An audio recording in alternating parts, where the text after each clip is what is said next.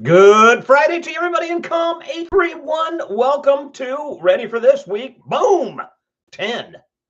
How are you doing? Sorry for the late post of this video. I'd intended to have it out yesterday, Thursday, but busy time of the semester for me, especially with people scrambling to get their dissertations finished and done and defended by March 31st. So but welcome back from spring break. I know you've been back for 4 or 5 days now. Okay.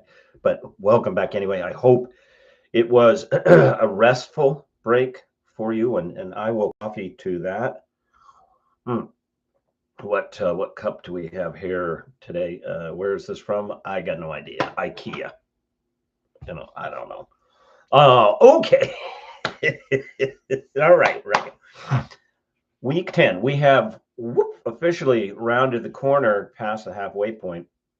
We're now headed down the track. We've got about a month and week. I mean, 16 weeks, but the last week is taken up with exams and such. So in terms of in-class work, okay, so you're doing good. Hang in there. All right. So for today, I do not have any questions to review from last week because last week was week 9, spring break, which means you didn't answer any questions. But what we're going to be doing, and you should be already doing this week, is we're going to finish Schmidt and Cohen's The New Digital Age, wrap that up, finish your technology tool assignment. that should be like in the can. Okay. And I have posted the sheet for part 2 of your term paper. Now for those if I put a note on your part 1 for you to see me and you haven't contacted me, you got to do that. And by the way, excuse me, and I don't know about you, the weather where I am over spring break and then over these last week, it's been psycho. I mean, it snowed just clear up to your what here. And then, I mean, it was like 16 degrees and now it's like 80 something degrees and everything is in bloom and allergies. And by the way, when I said technology tools should be in the can, I know that's not due until March 25th, but you should be well on your way to getting it finished. Okay. Anyway, I have put the sheet for part 2 of the research paper up. If you haven't responded to my, hey, we should talk about part 1, you really need to do that. Nobody's in trouble. The point is to help you become a better communicator by helping you master the communication forum of research. And then, and this is what I look at the following, what I'm about to say closely, help you with your writing. Most people will meet you in written form, whether you're putting up a social media profile, filling out an application, sending out a memo, writing a proposal, writing a response. So and look, writing is a craft. It's an area. It's a thing you have to practice at. And so that's the point is to, sit down with you, walk you through some of the writing, give you suggestions for practice and things to work on. Okay.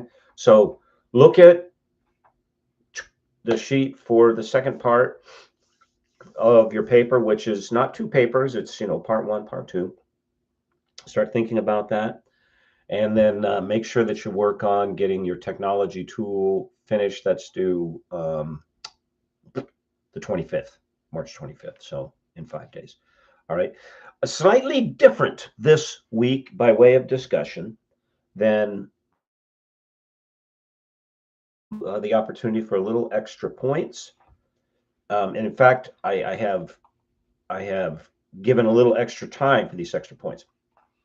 In addition to finishing Schmidt and Cohen, there's an article that I posted, the link to the article from the CEO of the company Anthropic AI. This is a leading company in the development of AI. His name's Dario Amodei.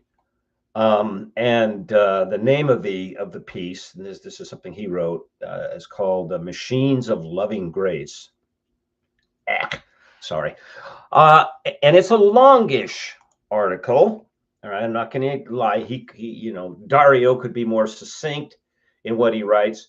So if you're getting bogged down in some of the length and the particulars, skip down in the article to the section that's called "Taking Stock." Now, don't skip the whole article and only read the section "Taking Stock." But if you feel like you're getting lost in the weeds, go down to that section, because it's there where you'll get the the nub of what he's driving at. And what I'd like you to do, or what I'm offering you to do, this is extra. You can or you can't, because some people who've missed out on discussion sections said, well, is there any way that I can go back and do this once it's closed? And the answer is no. So here's a chance to pick up some extra points. What I'd like you to do is, if you choose to read this, after reading it, in the discussion section, discussion question section, you'll find this question listed as question number 5. Okay, it'll say bonus question, bonus 10 points. All right, what I want you to do is take what it is that Dario is pitching, is saying, compare it to what you read in Schmidt-Cohen's The New Digital Age. Since The New Digital Age was written, like a couple of decades ago, or a decade ago now, 15 years ago. Okay, you've had the opportunity to live through the promises, or lack thereof, that Schmidt and Cohen laid out. So you have a perspective that you can bring to those who make similar claims about the upsides of technology as we move into the future. And so what I would like you to do, if you choose to answer this, and you'll see this laid out in the question, okay, is read Dario's article, Machines of Loving Grace, and then write a little bit. And there's no maximum amount. Write till you do it. Do you see any parallels in the discussion of the benefits technology brings versus what harms it entails? Are these authors, both Schmidt and Cohen and Dario, are they taking appropriate stock, or is it all is it all dystopian, or is it all utopian? Is it weighted heavily, having lived through the coming of the new digital age, such as you have? That gives you a unique perspective. Okay, that question and potential for discussion is there if you want it. You don't have to. Okay, so that's there for you. All right, so we're going to finish Schmidt and Cohen this week. You work on your technology tool. Your part 2 of paper is up. Pay particular attention in paper part 2 to the conversion of your annotated bibliography into a literature review. They're not the same thing, not even close. And so if you haven't done this before and you're unsure, it's time to call up your old friend Google and find something that makes sense to you, that helps you distinguish the one from the other. Okay. Now remember what I said. If you take stock of my comments from part 1 and then you make corrections when you apply part 1 to part 2 for the whole paper, that is, fix the stuff in part 1, and by fix, I'm not looking at specific incidences, although I'll use specific incidences as examples of trends. Fix these trends. So if you're overriding take that out. If you don't have citations, put them in. All right. If you do that for part 1 and part 2, that combines to your whole paper. If you score higher on the whole paper, I will raise in equivalent percentage the score from part 1. So let's say, for part 1, you got a 75%. You're like, eek. For part 2, after you fix the stuff, you get a 90%. I'll raise the score for part 1 equivalent to 90% of the total points. So there's a way for you to write by way of rewriting and pick up additional points if you do it. Okay, now and how do I grade these things? It's called split screen. All right. So I have your part 1 and then your finished paper, which is part 2. And I start reading through, and if I mean, it actually surprises me every semester where I see people that make stuff that I say, hey, don't do this, from part 1, and then I'm reading it in the final paper, part 2, and it's exactly the same thing, and I go, okay. And typically, if I read more than 1 or 2 of those instances where I've made a comment saying, you need a citation here, or fix the wording, and it's the same thing on the final paper, one or 2 instances, man, and I'm out. I will go, okay, then I'm not going to raise the score on part 1 relative to part 2. Now, I will tell you that if for some reason, and I don't expect anybody will be in this spot, but if you score lower for the final paper, that is part 1 plus part 2, I don't lower the score from part 1. So it's, the potential there is all upside to you. It's all gain. Okay. Now I know that, today's the equinox, isn't it? Right? Yeah, spring equinox today. And I know that between now and the end of the semester, which is early May, that seems like forever. However, I want to encourage you that as March starts to roll into April, right, that you begin your preparation for the final exam, which we'll have in the last week of class. No. So people have asked me, well, are you going to give us a review sheet? Mm-mm. I've used review sheets in the past, and I've not been happy with the outcome. Okay. Now, I want to say something very briefly about this exam, and I may have said it before, but I'll say it again. Look, this exam is not here to make your life unpleasant. It's not here to beat you up. It's not here to go, ah, ha, ha. It's here to encourage you in a very, very important and essential skill, especially in strategic communications.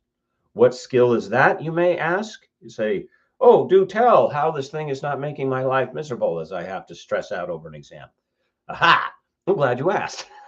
Or I'm glad I asked, pretending that I was you asking. This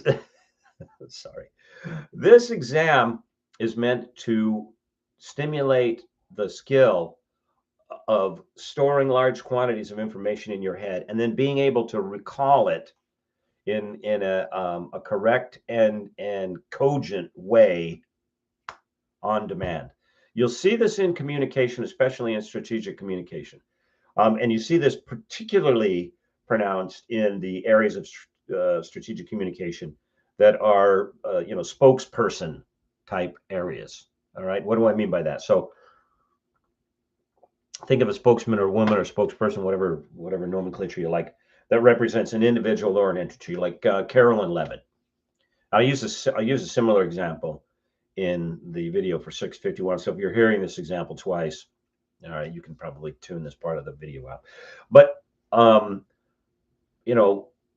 of the things that is key to strategic communication is the ability to flex and adjust and receive a message that you don't anticipate. There's no review sheet given for customer feedback, corporate navigation of crisis that needs crisis communication. Carolyn Levitt is the spokeswoman for President Trump. She stands up in front of this scrum, this gaggle of reporters, and they throw questions at her from all sorts of angles, and they judge, and this is interesting, They judge the competency of the administration based on the competency and the fluidity of her response. So if her response is like, I don't know, I'll have to look that up and get back to you. That one of the things that happens in communication is if the response is poor, you as a participant in the communicative cycle, you've changed the topic. And whatever the topic is, war with Iran, economy, whatever, or even if this is, more intimate, say it's you and your spouse, or you and your parent, or your sister, or boyfriend or girlfriend, whatever. All right. And your response is non-response, or I don't know, I'm gonna have to look that up. You change the topic from whatever the topic was to what is the matter with this person. In the professional setting, almost inevitably, you change the topic to, is this person competent? Now, is that fair? But, who said life was fair? Therefore, it is in your advantage, just, from here to the moon, to continue to develop the skill, which you have already. I mean, that's how you can talk, is you memorize large quantities of information, that is words and grammar and syntax, but then you recall on demand. It is in your advantage to continue to develop the skills of remembering large chunks of information and then being able to recall them on demand without forewarning. That is, what is it that's going to be asked of you? Okay. So the way that you prepare for the exam is you go back, look at the discussion questions, review them. All right. Be able to address them, be able to have an answer for them, and not just a rote answer. It's like the discussion questions. 2 + 2 is, and you go, oh yeah, that's 4. Be able to say something about them, to articulate them, because the exam will be a combination of true, false, multiple choice, and short answer. Okay. And in that way, if you start your preparation now, and I get it, this seems like, forever, by the beginning of May, you'll be in good shape. And always, always, always remember, I am looking out for you.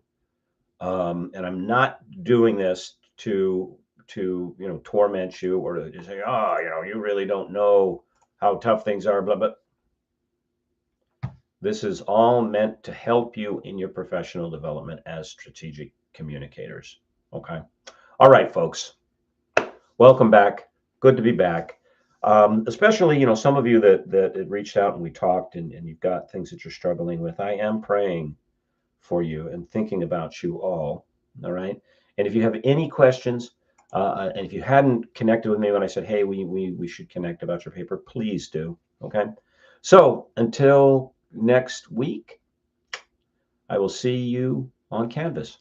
All right. Take care. Bye-bye.